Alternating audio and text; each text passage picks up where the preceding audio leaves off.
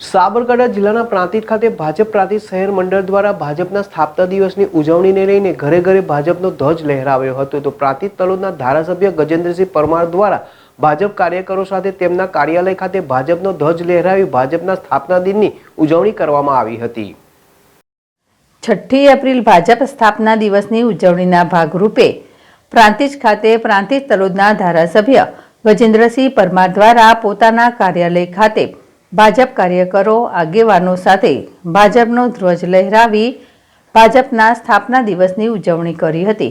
તો આ પ્રસંગે પ્રાંતિજ તલોદના ધારાસભ્ય ગજેન્દ્રસિંહ પરમાર, પ્રાંતિજ તાલુકા પંચાયત પ્રમુખ પ્રદીપસિંહ રાઠોડ, પ્રાંતિજ નગરપાલિકા પ્રમુખ અનિતાબેન જિગ્નેશભાઈ પંડ્યા, પ્રાંતિજ માર્કેટયાર્ડના ચેરમેન રાજુભાઈ પટેલ, જિગ્નેશભાઈ પંડ્યા, પૂર્વ ભાજપ શહેર પ્રમુખ નિત્યાનંદભાઈ બ્રહ્મભટ્ટ, ભાજપ કાર્યકરો આગેવાનો મોટી સંખ્યામાં ઉપસ્થિત રહ્યા હતા.